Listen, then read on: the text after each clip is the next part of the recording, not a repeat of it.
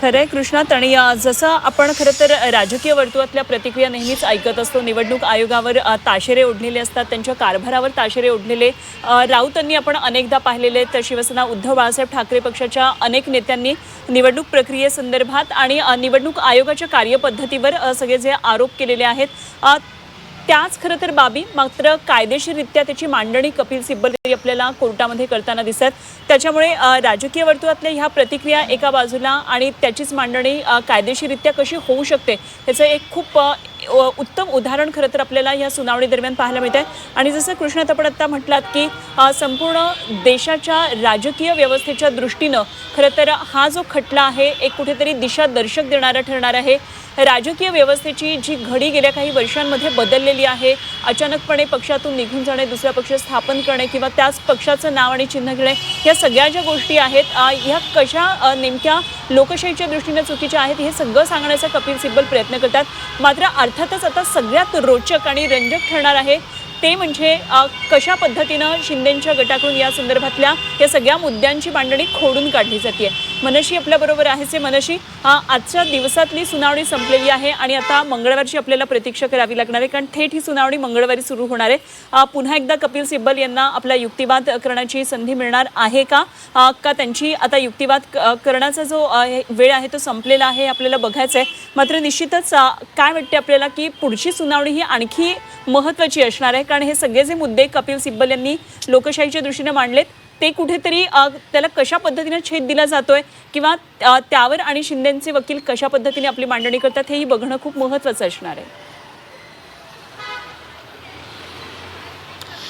नक्कीच जसं आता कृष्णात म्हणाले की सगळ्यात जास्त वेळ कपिल सिब्बलांना सर्वोच्च न्यायालयात तो देखील मिळतोय.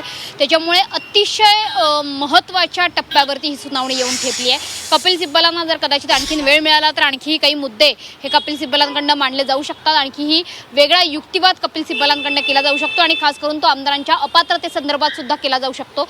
मात्र सध्याच्या घडीला जे दिसतंय ते म्हणजे पक्ष चिन्ह आणि पक्षाचं नाव या संदर्भाने ही सुनावणी आणि पक्षातली फूट, राजकीय पक्षातली फूट या संदर्भाने ही सुनावणी आता वेग घेताना आपल्याला बघायला मिळते आहे.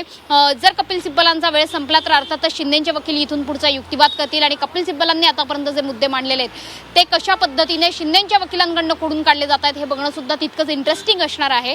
मात्र जर आजच्या शेवटच्या टप्प्यातली जी सुनावणी होती त्यामध्ये काही इंटरेस्टिंग मुद्दे मात्र आलेले होते की सुनावणी ज्यावेळेस संपली त्याच्या काही मिनिटं आधी काही महत्त्वाची स्टेटमेंट्स ही केली गेलेली आहेत न्यायाधीशांकडनं सुद्धा, सरन्यायाधीशांकडनं ही स्टेटमेंट्स केले गेलेली आहेत की 2018च्या भागामध्ये म्हणजे घटनेमध्ये कोणताही महत्त्वपूर्ण बदल झालेला नाही हे बरोबर आहे. हे सरन्यायाधीशांचं स्टेटमेंट आहे. हे महत्त्वपूर्ण निरीक्षण आहे की कोणताही महत्त्वपूर्ण फार मोठा बदल झालाय अशातला भाग नाही हे सरन्यायाधीश मान्य करतायत. आणि शिवाय संघटनात्मक पातळीवर बहुमताची कसोटी लावण्यास नकार दिला गेला.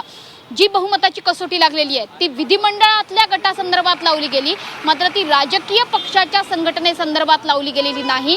तशी बहुमताची कसोटी लावण्यास नकार दिला गेला आणि आयोग ही कसोटी लावण्यास नकार देत आहे. हे महत्त्वपूर्ण निरीक्षण सरन्यायाधीशांनी मांडलेलं आहे जे कदाचित कपिल सिब्बल यांच्या दाव्याला दुजोरा देणारं ठरतंय. त्याच्यामुळे इथून पुढचा जो युक्तिवाद असेल की शिंदेच्या वकिलांचा जो युक्तिवाद असेल त्यावर शिंदेचे वकील नेमकं काय प्रत्युत्तर देत आहेत, कशा प्रकारचा युक्तिवाद हा मांडला जातोय हे बघणं सुद्धा तितकंच गरजेचं आहे.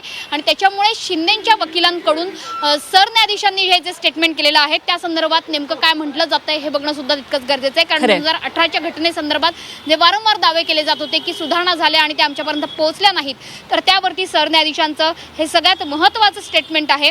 आणि सोबतच कपिल सिब्बल यांच्याकडनं आज सरते शेवटी म्हणजे सुनावणीच्या शेवटी एक सगळ्यात मोठा युक्तिवाद केला गेला, तो म्हणजे अपात्र व्यक्तीलाच उपमुख्यमंत्री पद दिलं गेलं. एकनाथ शिंदे यांच्या निवडीचा घटनाक्रम कोर्टामध्ये कपिल सिब्बलांकडून सादर करण्यात आला. कशा पद्धतीने एकनाथ शिंदेची निवड झाली होती याचे संपूर्ण कागदपत्र, त्यांचा संपूर्ण घटनाक्रम कपिल सिब्बलांनी न्यायाधीशांच्या पुढे मांडला, कोर्टामध्ये सादर केला. आणि मुळातच जर अपात्रतेचा विषय असेल तर मुळात एकनाथ शिंदे हेच अपात्र ठरतात, कारण ते पक्ष संघटना सोडून गेलेले आहेत. त्यांना 1/3 जो नियम आहे तो लागू झालेला नव्हता त्यावेळेस, ज्यावेळेस 13 आमदार फुटलेले होते. त्याच्यामुळे अपात्र व्यक्तीला महाराष्ट्र राज्यासारख्या एका महत्त्वाच्या राज्याचं उपमुख्यमंत्री पदासारखं महत्त्वाचं पद दिलं गेलं. हा युक्तिवाद कपिल सिब्बलांकडून करण्यात आला. सरते शेवटी सादिक अली केसचा देखील संदर्भ देण्यात आला की संघटनेतलं बहुमत महत्त्वाचं आहे. हे त्या केसमधला हा दाखला खरं. देण्यात आलेला आहे की पक्ष संघटन हे कायमस्वरूपी महत्त्वाचं असतं. विधानमंडळामध्ये विधान भवनातल्या पक्ष नेतृत्वामध्ये किंवा त्या ठिकाणच्या संख्याबळामध्ये हे बदल खरे कमी जास्त होत अनेक असतात. महत्त्वाचे मात्र संदर्भ पक्ष मनश्री आज युक्तिवादादरम्यान देण्यात आलेले आहेत आणि त्यामुळेच आजचा युक्तिवाद सुद्धा तितकाच महत्त्वाचा होता. अर्थात आता मंगळवारची प्रतीक्षा आहे, कारण मंगळवारी सुनावणीचा आता पुढचा भाग सुरू होईल. त्यामुळे युक्तिवाद हा कशा पद्धतीने पुढे जातो आहे आणि या खटल्याच्या निकालापर्यंत हे सगळं प्रकरण कसं पुढे जाते आपल्याला पाहायचंय.